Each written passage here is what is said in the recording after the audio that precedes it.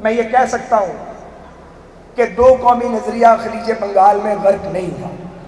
اندرا گاندھی کی سوچ غلط تھی. ثبوت اس کا کیا ہے؟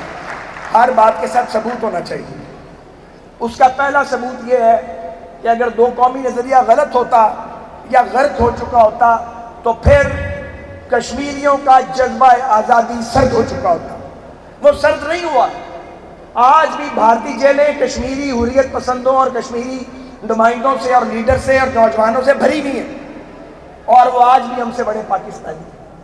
اس کا دوسرا ثبوت یہ ہے کہ اگر دو قومی نظریہ غلط ہوتا تو بنگلہ دیش ہم سے علیحدگی کے بعد بھارت کا غلام بن جاتا. وہاں بھارت کی کاسا لیس حکومتیں آتی رہی حسینہ واجد کی شکل میں، لیکن بنگالی ہندوستان کے غلام نہیں بنے، اور غلامی کا وہ جو پیرہن تھا وہ اتار کے پھینک دیا انہوں نے. اس کا تیسرا ثبوت یہ ہے کہ اگر دو قومی نظریہ غلط ہوتا تو پھر ہندوستان کے 20 کروڑ مسلمان وہاں برابر کے شہری کی زندگی گزار رہے ہوتے. ایسا نہیں ہوا. روز ان کی توہین اور ہتک ہوتی ہے اور ان کا خون کیا جاتا ہے. یہ اس بات کا ثبوت ہے کہ دو قومی نظریہ درست تھا. اور دو قومی نظریے کی حقانیت کا چوتھا ثبوت یہ ہے کہ اگر یہ دو قومی نظریہ غلط ہوتا تو پاکستان کب کا بھارت کے تسلط کو تسلیم کر چکا ہوتا. اس لیے بانیان پاکستان نے جو خواب دیکھا، جو لیڈرشپ تھی اور جو ملک بنایا، وہ ہسٹوریکلی درست ثابت ہوا ہے، غلط نہیں تھا. غلط وہ تھے جو ہمیں قیامت تک اپنا غلام بنا کے رکھنا چاہتے تھے. میرے عزیزو، ایک اور اہم بات ہے. جب پلوامہ ہوا تو ہمیں اس وقت فوجی قیادت کی طرف سے یہ بتایا گیا کہ ٹینکوں کے اندر تیل نہیں ہے، لڑیں کیسے؟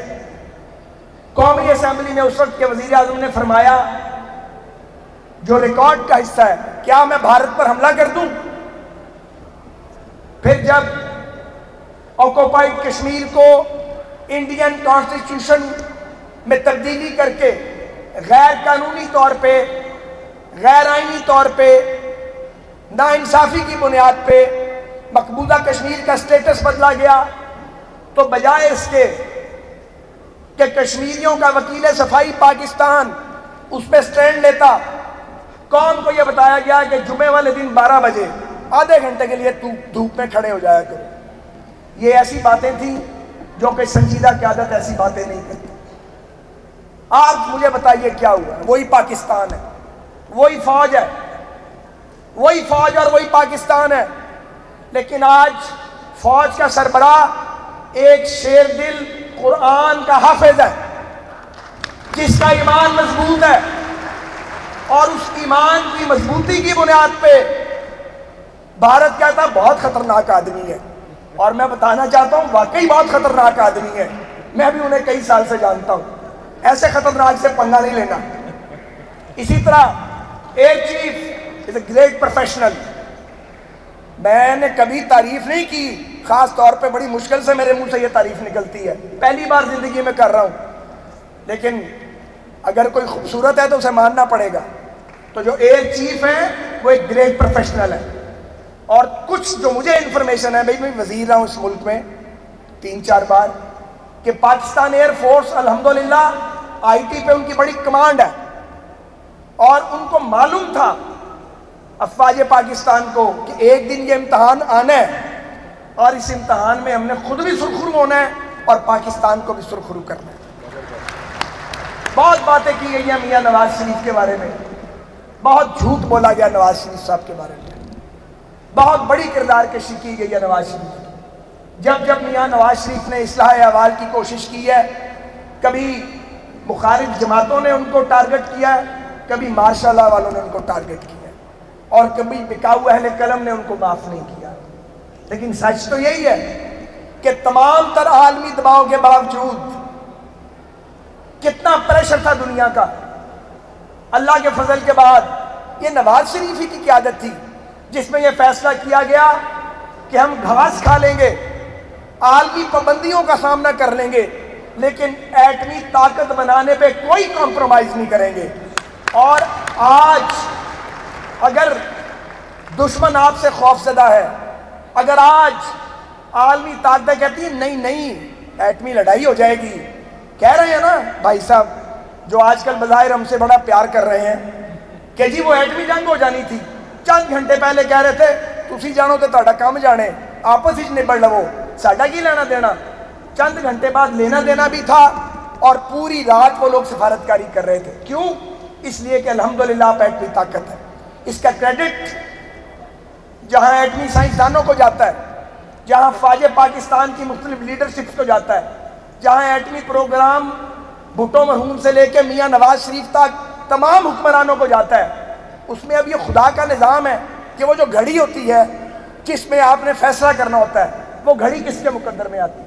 یہ گھڑی شہباز شریف کے مقدر میں آ گئی، یہ گھڑی حافظ عاصم منیر کے اور ایئر چیف بابر سدھو کے مقدر میں آ گئی، وہ گھڑی نواز شریف کے مقدر میں آ گئی۔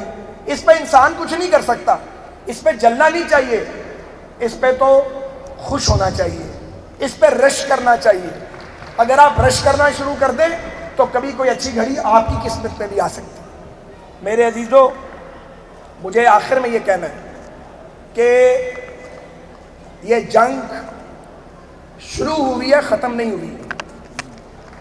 ایک ایک بچے کو، ایک ایک فرد کو، ہر پارٹی کے لیڈر کو، ہر فوجی افسر کو، فوجی جوان کو، سول سرونٹ کو، پاکستان کے تمام اداروں میں کام کرنے والے ہر پاکستانی کو یہ پتہ ہونا چاہیے۔ کیوں؟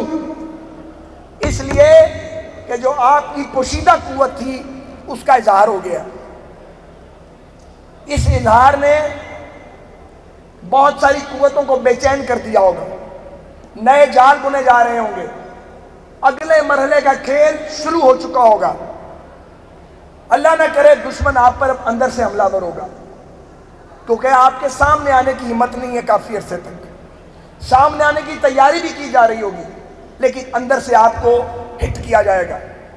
دشمن آرام سے نہیں بیٹھے گا، اور دشمن وہ جو سامنے ہے وہ صرف آپ کا دشمن نہیں ہے، اس کے فیسیلیٹیٹر بھی آپ کے ساتھ نہیں ہیں، جو بظاہر آپ کو بہت اچھے دکھ رہے ہوں گے وہ بھی آپ کے ساتھ نہیں ہیں۔ تو پھر کیا کرنا چاہیے؟ پھر کرنا یہ چاہیے کہ جو بیماریاں پاکستان کو لاحق ہیں اب ان بیماریوں کا علاج کریں۔ آج وزیر اعظم پاکستان میرے بڑے بھائی ہیں، میرے لیڈر ہیں، آج سب سے زیادہ ذمہ داری میاں محمد نواز شریف صاحب اور شہباز شریف صاحب آپ کی ہے۔ یہ بات میں بند کمرے میں بھی کہتا ہوں، پارٹی میٹنگ میں بھی کہتا ہوں، کافی عرصے سے پبلکلی بھی کہہ رہا ہوں، سب سے بڑی ذمہ داری پاکستان مسلم لیگ نون کی ہے۔ اگر ہم واقعی قائد اعظم کے وارث اور اس ملک کی بانی جماعت کے وارث ہیں، پھر سب سے پہلے دل ہمیں بڑے کرنے پڑیں گے، ہمیں آگے بڑھنا پڑے گا۔ دوسری بڑی ذمہ داری افواج پاکستان کی لیڈرشپ کی ہے۔ اللہ نے ان کو بہت عزت دی ہے، ایسی عزت جو اس سے پہلے بہت ساروں کو نصیب نہیں ہوئی ہے۔ تو جب اللہ تعالیٰ مہربانی کرتے ہیں، عزت عطا کرتے ہیں، اور بعض اوقات گرتے ہوئے آپ کو کھڑا کر دیتے ہیں، تو پھر آپ کی ذمہ داریاں بڑھ جاتی ہیں۔ آج پاکستان کو سیاسی ہم آہنگی کی ضرورت ہے، پاکستان میں سیاسی درجہ حرارت نیچے لانا ہوگا۔ وزیر اعظم صاحب نے قومی اسمبلی میں یہ بات کہی ہے کہ ہم بات کرنے کے لیے تیار ہیں، بات ہونی چاہیے۔ میں ایک انفرادی حیثیت میں یہ آواز بڑے عرصے سے بلند کر رہا ہوں، یہ میرا فنڈامنٹل رائٹ ہے، بات کرنی چاہیے اور دوسروں کو بات سننی چاہیے، اور بات کسی شرط کے بغیر ہونی چاہیے دونوں طرف سے۔